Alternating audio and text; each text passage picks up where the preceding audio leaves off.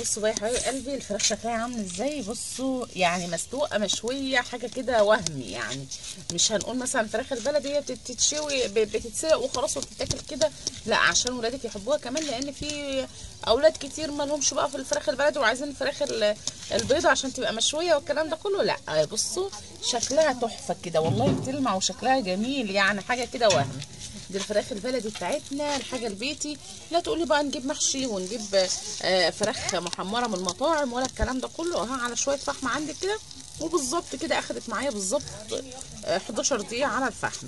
بس حاجه زي الفل كده، تاخد 11 دقيقه واحنا قاعدين كده كده على السطوح، وتاكل حاجه حلوه قوي، حاجه زي الفل كده. هغرف المحشي ونحط الفراخ فوق المحشي وتشوفوها بقى وتشوفوا. بصوا محمصه جدا ومحمره جدا وطعمها جميل بجد، يعني احنا عندنا الجناح بس. السلام عليكم ورحمة الله وبركاته. اللهم صل وسلم وبارك على الحبيب المصطفى صلى الله عليه وسلم. ازيكم حبايبي عاملين ايه؟ يا رب تكونوا بخير وفي احسن حال دايما. قبل ما نبدا الفيديو بتاعنا اذكروا الله، الا بذكر الله تطمئن القلوب. لا اله الا الله وحده لا شريك له.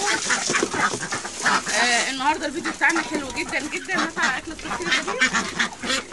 ودي الخلطه اللي عملتها معاكم امبارح وعملتها معاكم قبل كده من فتره، والطيور طالعين بدري جدا.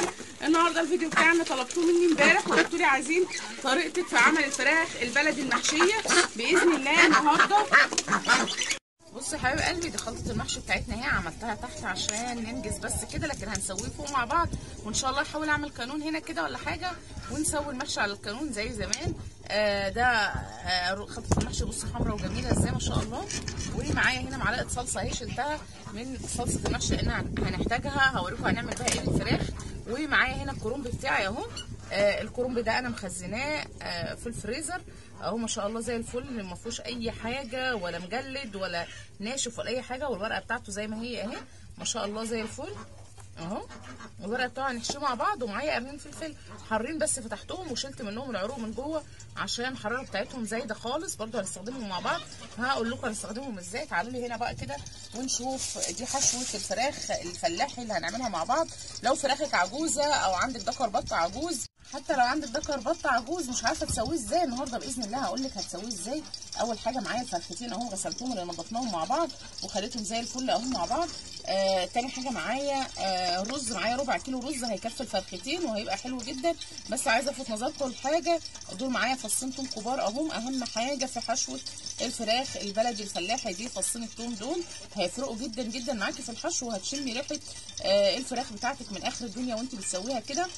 عايزه اقول لك على حاجه، حشوه الفراخ العتيق دي ما بتتحطش على النار، يعني الرز ما بيستويش على النار خالص عشان الناس اللي متعوده ان هي تسوي الرز على النار. لا الفراخ العتيق دي بتاخد سوا، هنا تاخدها معانا ساعه على النار كده ولا حاجه على نار هاديه. فاحنا مش هنحط الرز على النار خالص. ده رز انا غسلاه وحط عليه معلقه سمنه بلدي فركها فيه كويس جدا. ومعايا بصلايه كبيره اهي هقشرها واقطعها معاكم.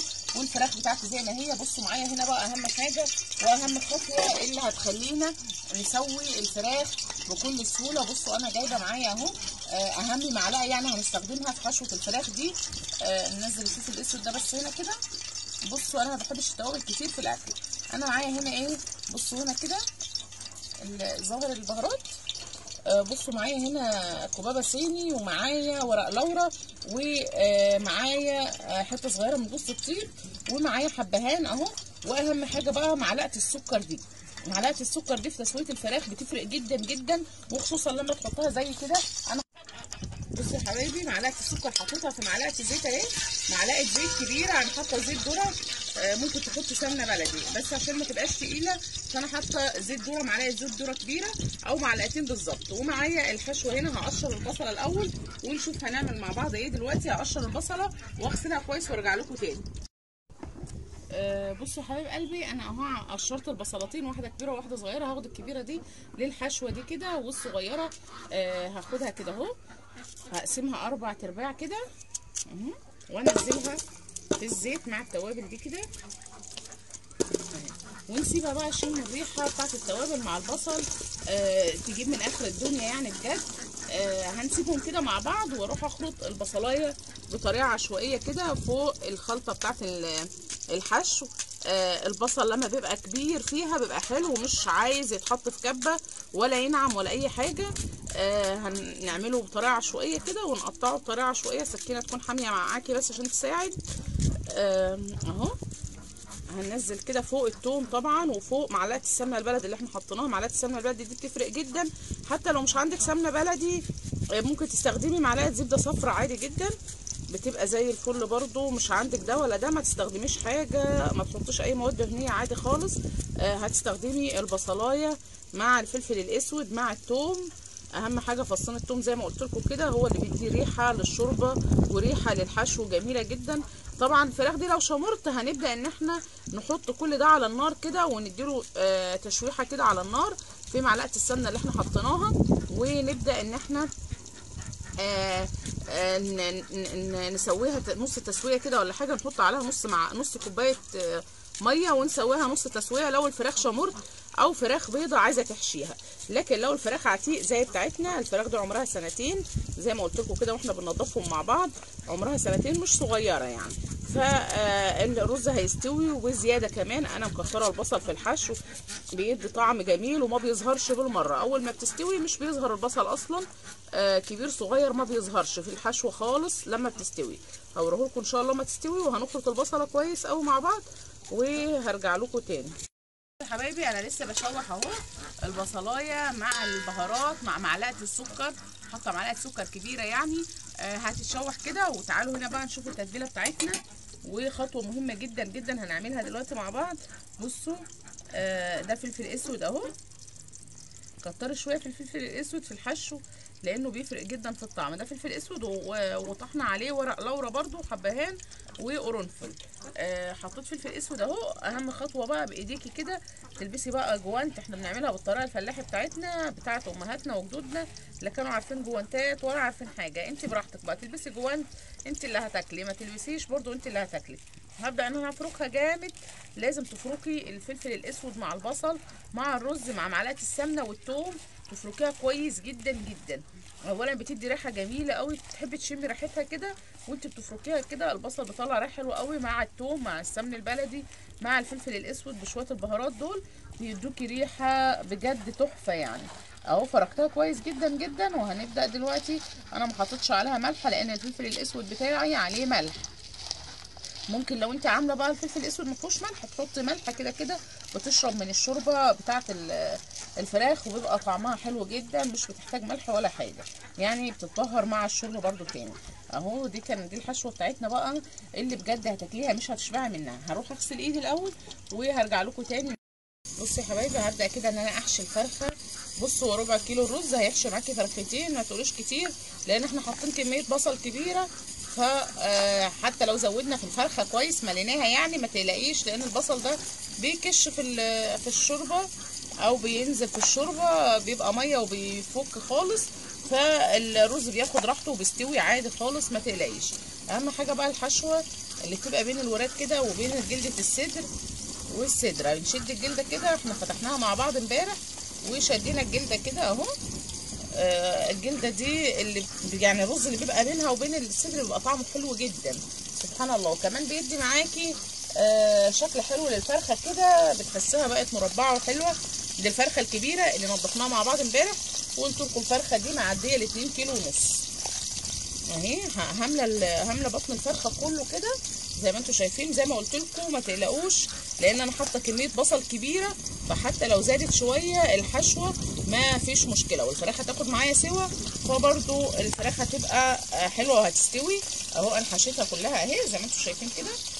هوزع بقى لو فيها حاجه مركونه كده او كده هوزعها اهي. بقت زي الفل كده، وممكن اديها شويه كمان اهو. التتبيله دي اصلا بتخلي طعم اللحم بتاع الفراخ جميل. الفراخ البلدي التتبيله او الحشوه دي بتخلي طعم الفراخ حلو قوي. بصوا المؤخره دي احنا بنقطع الحته اللي حواليها وبنضفها كويس جدا، وضروريه جدا جدا مهمه. لازم ان انا اخليها. بصوا يا حبايبي كتفت الفرخه اهو، حطيت رجليها في المؤخره زي ما قلت لكم. اوعوا تقطعوها او ترموها، بنحتاجها بس عشان نكتف الفرخه فيها وتبقى شكل الفرخه بالطريقه دي. هبدا ان انا انزلها. بصوا هنا معايا في البصل والبهارات اهو. هخليلها مكان كده وانزلها على الزيت على طول. هديها تشويحه بسيطه بس قبل محشي التانيه، وبعد كده هنزل بالميه عليهم. تكوني غاليه ميه في الكاتل وتنزلي طبعا، عشان انا فوق على السطوح مفيش كاتل. بصوا شكل البصلايه بقى شكله جميل ازاي، وطعم البصل بيبقى حلو جدا جدا. الناس اللي بتحب البصل تكتر بصل وتشوحه بنفس الطريقه دي كده.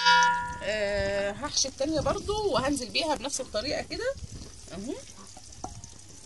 هاخد التانيه بنفس طريقه الحشوه الاولانيه برضو هحشيها كده اهو. هحشيها واقفلها زي التانيه كده بالظبط، ونبدا نحطها مع التانيه واوريكم شكلها برضو وهي بتتشوح في النار.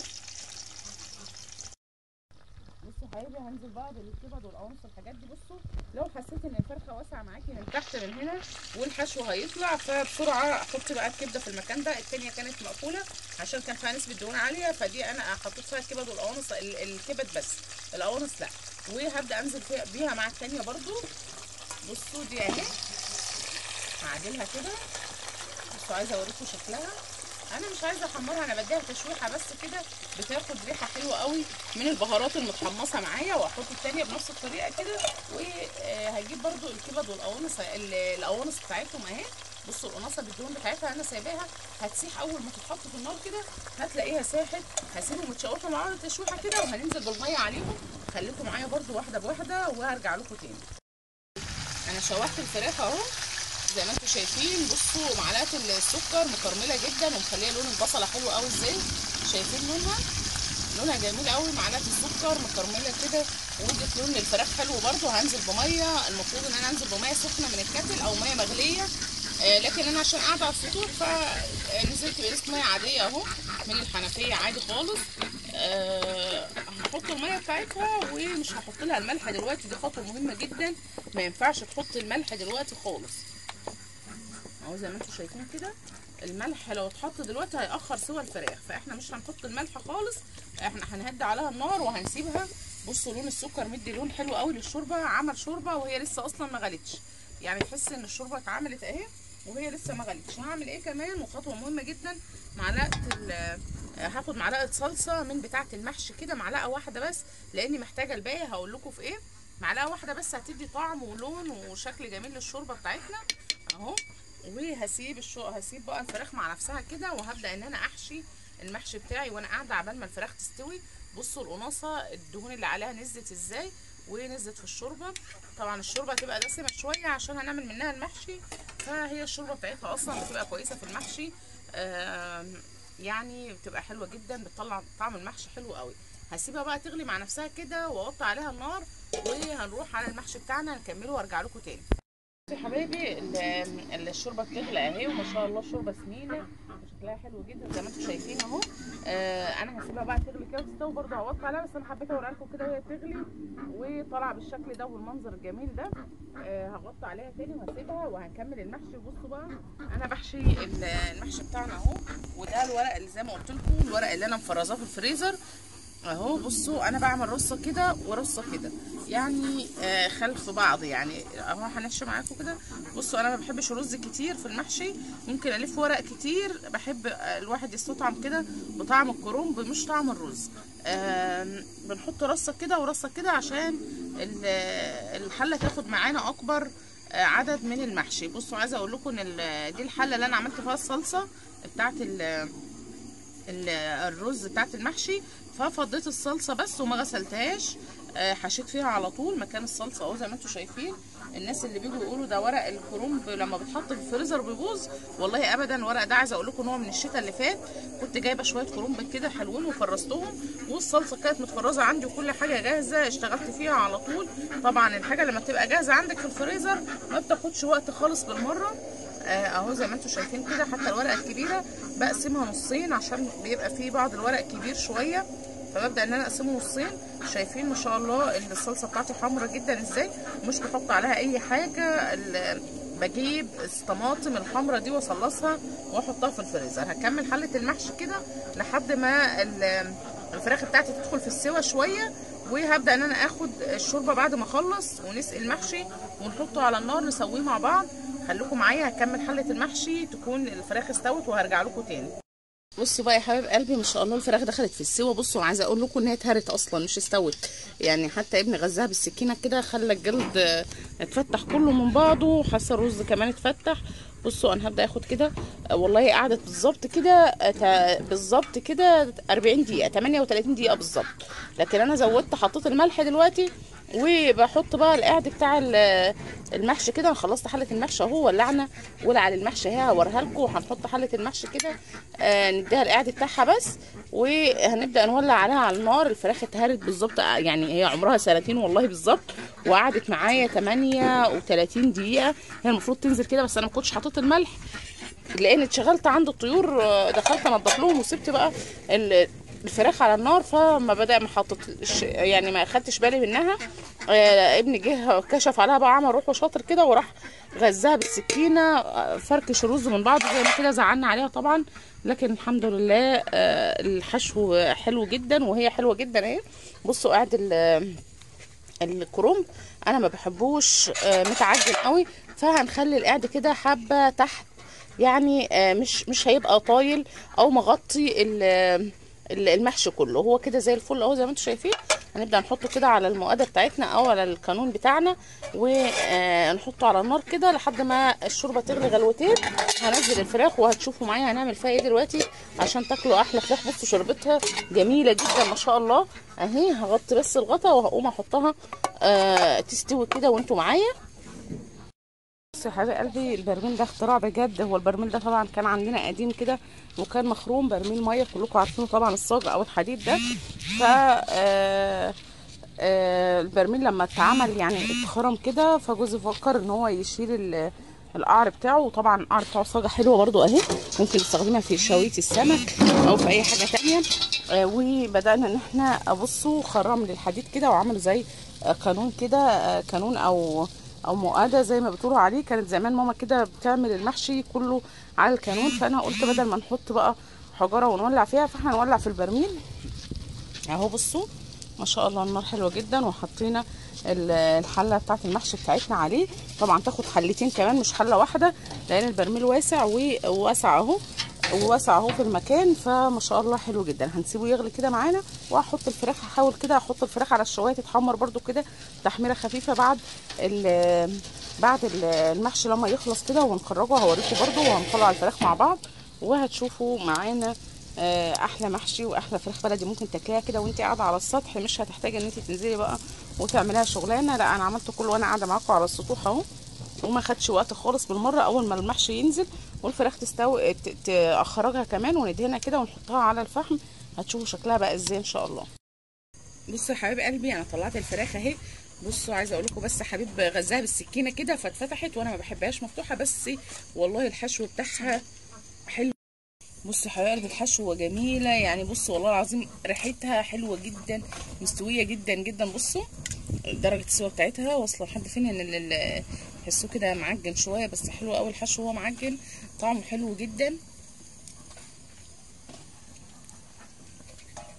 جميل بجد يعني. طعمه حلو قوي وريحته جايه من اخر الدنيا. بصوا معايا معلقه الصلصه اهي اللي باقيه من المحشي، عشان الفراخ دي ممكن تحمريها، بس الفراخ البلدي انا ما انصحش بصراحه ان انت تدخليها في الفرن، لانها بتنشف اكتر وبتشد معاكي، ما بتبقاش حلوه. هي تتحمر في الزيت، تتقلي في الزيت عادي جدا، او لو انت بتعمليها في كيس حراري ممكن بدل السلق تعمليها في كيس حراري برضو. انا كنت بعملها في كيس حراري بس عشان انا محتاجه الشوربه، عشان المحشي بتاعنا اتشرب خالص على الكانون دلوقتي، وانا بدلته دلوقتي حطيته على الشعله على نار هاديه خالص، عشان هحط ده على الكانون بتاعنا تاخد لون كده وطعم وريحه الفحم. بصوا من السوا بتاعها بدات تتفتح من كل مكان. هو طبعا ابني لما قلت له شوف الفراخ فراح غزاها بالسكينه من الجلده كده، راحت مطلعه الرز وغزاها وفتحت من الورك كده. بس بصوا العظم خلع من اللحم خلاص، استوت جدا بالظبط على انا يعني هي كانت مستويه على 40 دقيقه، بس انا سبتها عشان ما كانش عليها ملح، فسبتها 5 دقايق كمان مع الملح كده خدت معاه في اللون. وانا بدات بمعلقه الصلصه كده ان انا ادهن الظهر بتاعها والجناب على قد ما بقدر كده، لاني ما جبتش فرشه، وانتوا عارفين ان انا على السطح فوق والحاجه كلها في المطبخ تحت، فعلى قد ما بقدر كده بحاول اديها اللون عشان هحطها على الفحم تاخد لون حلو كده. وخليكم معايا بعد ما نطلعها من الفحم كده. والمحشي بتاعنا عايزه اقول لكم ريحته قلبه الدنيا، ريحته حلوه جدا جدا. وخلاص اتشرب معانا والموضوع كله خلص. وتاكلي بقى احسن فراخ، لا تقولي نجيب من مطاعم ولا نجيب من هنا ولا نجيب اكل جاهز. الحاجه في البيت طبعا تعمليها غير مكلفه بالمره، وتاكلي انضف واحسن حاجه بيتي، تربيه بيتي، وكمان مطبوخه في البيت على ايدك كده. وتاكلي ولادك حاجه نظيفه، حاجه حلوه. بصوا ما شاء الله انا عملتها دهنتها بمعلقه الصلصه كلها اهي، هتديها طعم جميل قوي. ومش هنحمرها في الزيت ولا حاجه. خليكم معايا هنشوف هنعمل فيها ايه مع بعض، ونشوف النتيجه الاخيره مع بعض. بصوا بقى يا حبايب قلبي، دي الفراخ اهي. احنا عملنا ايه، خرجنا الفحم اللي سوينا عليه المحشي وحطيناه هنا كده بس بره، عشان البرميل طبعا كان سخن جدا فما كناش عارفين نحط عليه الفراخ نحمرها. بصوا بقى اخده لون حلو جدا، شكلها جميل قوي. مش عارفه واضح في الكاميرا ولا لا، لان حاسه ان اللون مش مظبوط في الكاميرا او مش واضح زي ما انا شايفاه كده. بصوا ريحتها والله العظيم جايبه من اخر الدنيا، الريحه رهيبه يعني، ريحتها حلوه جدا. وشكلها اهو، واللحم بتاعها مستوي جدا جدا ومقرمشه وما خدتش على الفحم حاجه خالص، احنا بس بنديها اللون والريحه الحلوه بتاعه الفحم دي. بصوا عايزه اوريكم كمان الشوربه والمحشي خلاص استوى. يا حبايب قلب الشوربه عامله ازاي، والله الشوربه شكلها تحفه يعني. بس مش عارفه اللون مش واضح، اللون الاصفر لونها اصفر جدا جدا. وطبعا سمينه من على الوش مع ان عملنا منها المحشي، بس شكلها جميل قوي. ومش عارفه اللون مش ظاهر في الفيديو حلو، ظالم الفيديو خالص. لكن اهي الشوربه الباقيه تعملي منها شويه لسان عصفور بقى، تبقى حاجه تحفه كده، او تتشرب ريحتها جايبه من اخر الدنيا اهي زي ما انتم شايفين كده. هنخلص الفراخ ونغرف المحشي مع بعض واوريكم شكل الاكل في النهايه. بصوا بقى يا حبايب قلبي الفراخ شكلها عامل ازاي. بصوا يعني مسلوقه مشويه حاجه كده وهمي يعني. مش هنقول مثلا الفراخ البلدي هي بتتشوي بتتسلق وخلاص وبتتاكل كده، لا عشان ولادك يحبوها كمان، لان في اولاد كتير ما لهمش بقى في الفراخ البلدي وعايزين الفراخ البيضه عشان تبقى مشويه والكلام ده كله. لا بصوا شكلها تحفه كده والله، بتلمع وشكلها جميل يعني، حاجه كده وهمي. دي الفراخ البلدي بتاعتنا، الحاجه البيتي. لا تقولي بقى نجيب محشي ونجيب فراخ محمره من المطاعم ولا الكلام ده كله. اهو على شويه فحم عندك كده، وبالظبط كده اخدت معايا بالظبط 11 دقيقه على الفحم. بس حاجه زي الفل كده، تاخد 11 دقيقه واحنا قاعدين كده كده على السطوح، وتاكلي حاجه حلوه قوي، حاجه زي الفل كده. هغرف المحشي ونحط الفراخ فوق المحشي وتشوفوها بقى وتشوفوا. بصوا محمصه جدا ومحمره جدا وطعمها جميل بجد يعني، احنا دوقنا الجناح بس. بصي يا حبايبي المحشي بتاعنا استوى خالص وبقى زي الفل كده اهو. الورق اللي طالع من الفريزر انا بحط دي كده عشان تثبت بس المحشي واحنا بنعمله. هو طبعا ظاهر كبير في الكاميرا لكن هو مش كبير خالص، بالعكس. بصوا احنا سويناه على الكانون بتاعنا. بصوا ما شاء الله. ولما اتشرب خالص نقلته بقى على الشعله هنا. هنغرفه كده مع بعض على الصينيه. بصوا انا بشيل كده الحله وبغرفها على الصينيه كلها مره واحده، ما بقعدش بقى لما اغرف في اطباق والكلام ده كله. طالما احنا اللي هناكل والولاد اللي هتاكل، فبغرف في الصينيه كده، بقلبها في الصينيه عشان تتشرب يعني. اشيل الحله دي كلها كده واقلبها في الصينيه كده زي ما انتم شايفين. انا طبعا بصوا لسه مولعه عليه، مهديه عليه النار خالص على نار هاديه وانا بحمر الفراخ يعني. فهنغرفه كده مع بعض ونشوف النتيجه النهائيه.